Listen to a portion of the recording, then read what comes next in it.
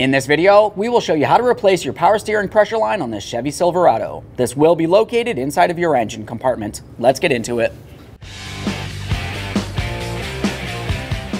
A quick note, when performing this service, you need to flush out the power steering fluid before you continue on. Make sure you flush it out with the manufacturer's specified fluid. Make your way right down to the reservoir here, pop that cap, and flush it out as needed. Okay friend, let's get started on our job. Once you have flushed the power steering system and you're sure you have new fluid in there, let's continue on to removing as much of that fluid as possible from inside of the power steering fluid reservoir.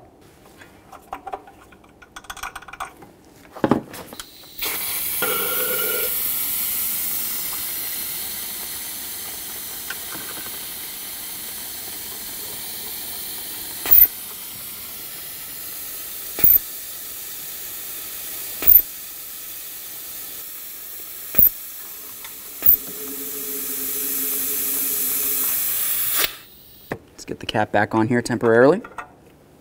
At this point, we can start separating our two power steering pressure lines from each other. Looking down in this area, you're going to find that you have a small fitting. We'll hold on to the larger area with a 19mm and turn the fitting with a 16mm. Turn that counterclockwise until it's fully removed. A quick inspection and have the two separated. 19mm on there.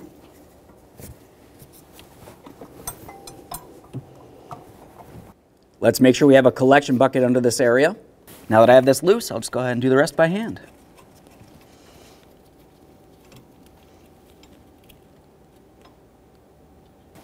And we can separate this. The next thing that we need to do is clean and inspect this port here. When looking at the line, you want to confirm that you still have an O-ring on there. If yours is missing like ours, it's possible it's still inside of this line or it fell out. Give it a quick wipe and inspection. Make sure that we are not going to double gasket this.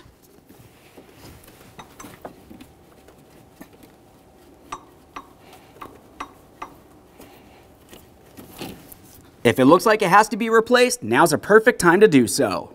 Now that we have that dislodged, follow that hose down to where it connects onto your power steering rack. If your power steering rack is dirty like ours is here, it's important to make sure you clean it down. Once again, we do not want any debris making its way inside of the power steering system. You can use a wire brush and some parts cleaner.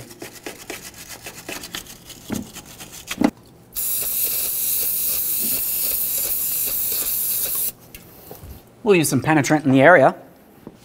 Once you've let that penetrant do its job, we'll be using an 18mm down here to loosen up the fitting leading to the rack. Keep in mind there could still be fluid in this area, so make sure you have your collection bucket under here. There we are.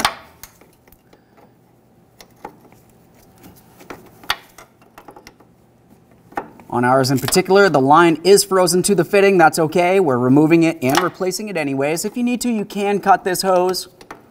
Just be careful not to get any metal inside of the power steering system.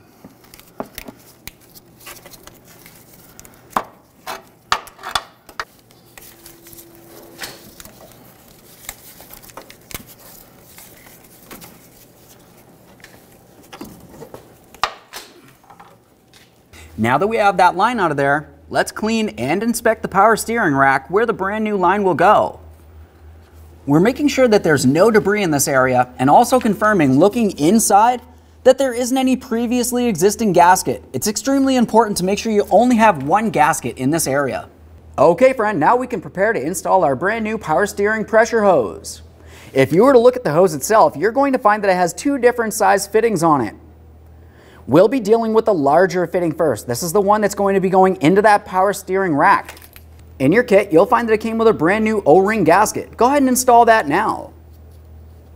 Slide it right onto the tip here. It's easier if you're not wearing gloves. At this point, we do need to put one on the other side here, but I typically like to wait. Let's take a cover and put it over this. You can also use some tape if necessary. Essentially, we just want to prevent anything from making its way inside the line. Let's continue on to installing this into the power steering rack. Now that we've prepared the line, we can bring it right over to that power steering rack, align it, and start in that fitting by hand. Now, before we fully tighten this, let's make sure that we bring this up to meet up with the other power steering pressure line. You don't want to tighten it in the wrong position. Now up inside this area, we have our power steering hose leading over towards where that power steering pressure line is. We'll make sure that we have a brand new O-ring gasket on the end here. With that O-ring gasket in place, go ahead and take this and put it in place up against that power steering pressure line and start this in by hand.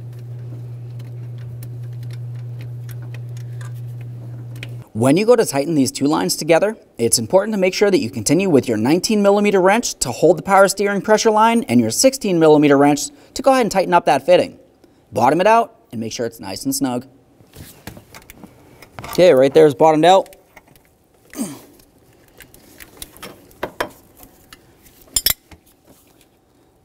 Double check your connection point. Now that we have this area tightened up, let's carefully make our way back down to where the power steering pressure hose connects to the rack and snug that fitting as well. Make our way back down here to the power steering rack, and we're going to make sure this fitting's nice and tight with our 18mm wrench. Go ahead and bottom it out and then just make sure it's nice and snug. Right there's bottomed out.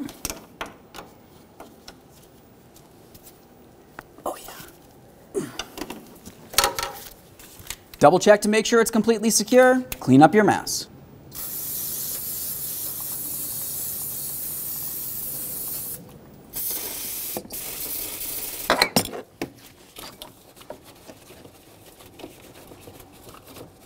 Now it's time to fill the power steering system. Let's make our way to that power steering reservoir. We'll remove the cap.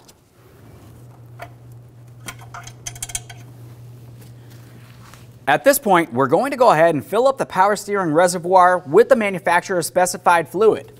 When I say fill it, I don't mean all the way up to the top. We only want to come approximately 3/4 of the way up the reservoir. After that, we're going to pause out here and make our way into the passenger compartment.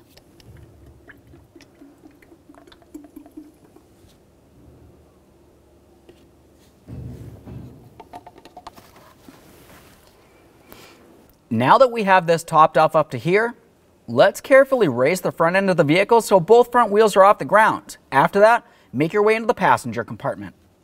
In the passenger compartment, we're going to have the key in the on position and turn the wheel all the way to one side, and then continue turning the steering wheel all the way to the other side. Repeat this process. What we're doing is we're looking inside that reservoir and we're watching for air bubbles making their way out of the system.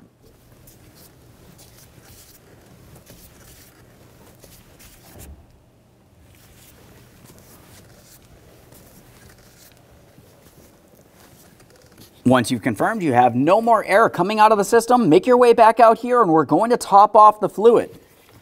This time it's important to pay attention to the power steering reservoir cap.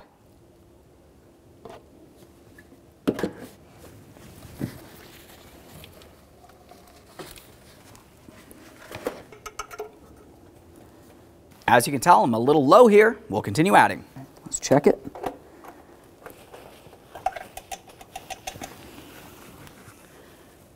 Okay, let's go ahead and start it up.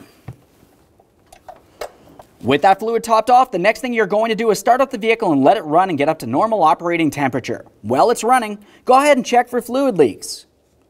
After you're sure there's no leaks and the fluid's up to temperature, go ahead and check that fluid level one last time, close the hood, and take your vehicle for a road test. Thanks for watching. When only the best will do, demand TRQ.